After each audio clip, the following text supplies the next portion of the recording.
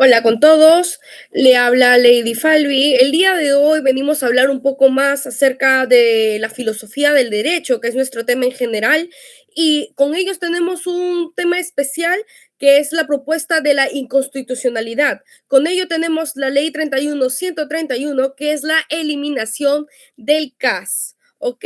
El grupo está integrado por quien le habla, Falvi Cruzado Lady, por mi compañero Reyes Hurtado Edward, Ronaldo Zúñiga Basto Paulo y por último, pero no menos importante, mi compañera Valderrama Castro Flor, ¿ok? Y bueno, indicado en este tema por la docente Hilda de la Sunci Pari Bedoya, ¿ok? Y en este caso continuamos con la presentación y espero sea de su agrado. Hola, soy la estudiante Flor Valderrama.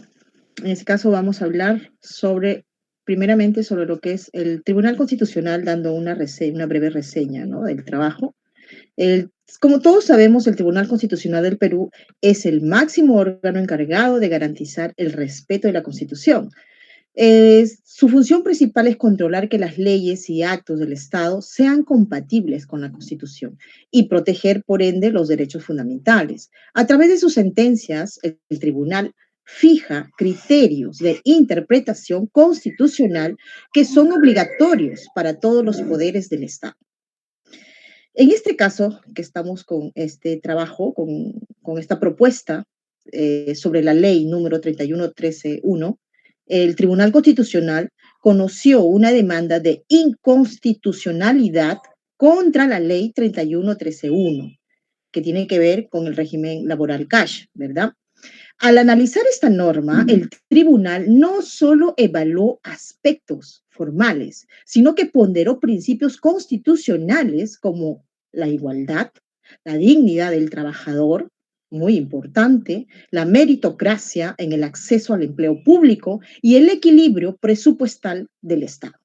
El objetivo de nuestro informe es analizar la constitucionalidad de la Ley 31131 a partir de la sentencia del Tribunal Constitucional, aplicando las principales corrientes del positivismo jurídico y la crítica del realismo jurídico. A través de este análisis buscamos evidenciar cómo en casos complejos el juez constitucional recurre no solo a la norma, sino también a los principios y valores constitucionales. En este análisis estamos demostrando que la decisión del Tribunal Constitucional refleja tensiones entre los derechos laborales, la meritocracia y la sostenibilidad del Estado. En este sentido, el informe propone una interpretación conforme o una eventual inconstitucionalidad parcial de la Ley 31331, resaltando el rol activo del juez en un Estado constitucional de derecho. Mi compañero.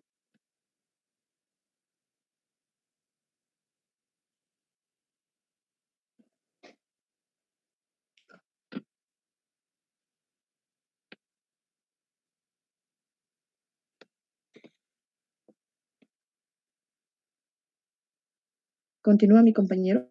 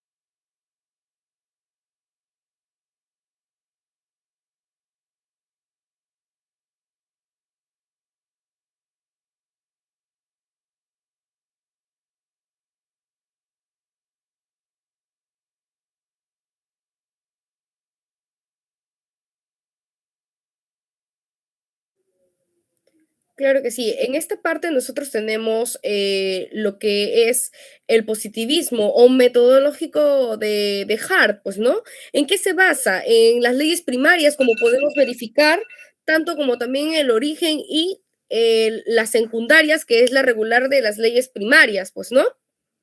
¿Y en qué tiene de concordancia, en este caso, Hart con este tema? Según la ley de 31.131, puede entenderse desde el positivismo, perdón, incluyente de Hart, en tanto refleja una evolución de la regla de reconocimiento del sistema jurídico peruano, que incorpora principios constitucionales laborales como criterios para determinar la validez y permanencia, sobre todo de regímenes legales, ¿ok?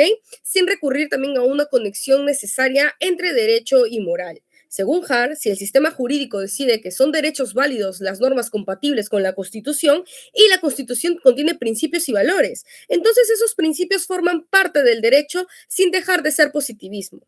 En la ley 31.131 no surge contra el derecho vigente, surge desde dentro del sistema, aplicando criterios ya reconocidos, supremacía constitucional, derechos laborales y también como tenemos igualdad ante la ley.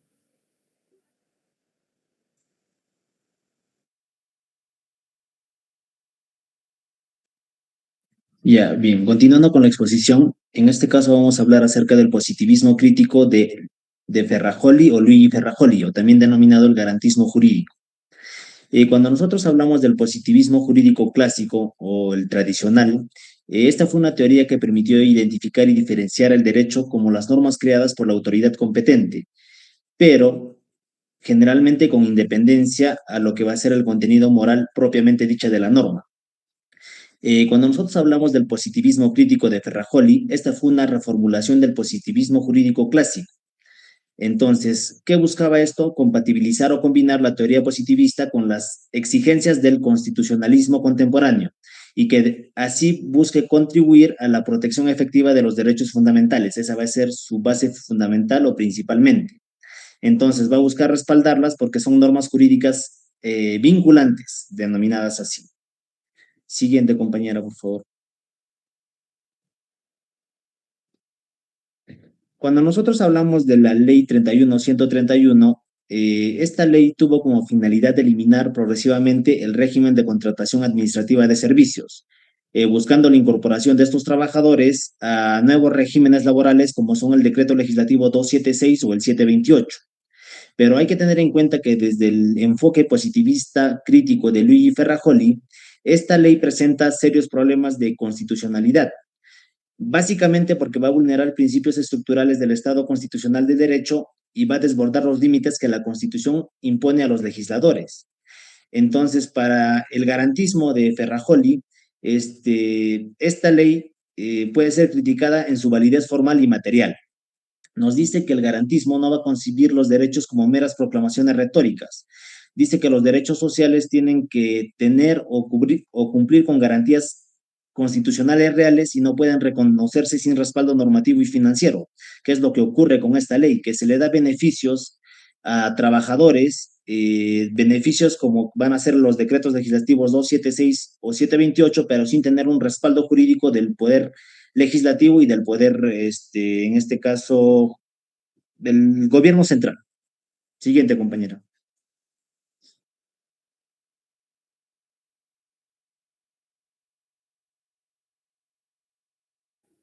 En este caso, según Alf Rose, lo que podemos visualizar, ¿no? Tenemos la metodología del realismo jurídico de Rose y su apartamiento de positivismo.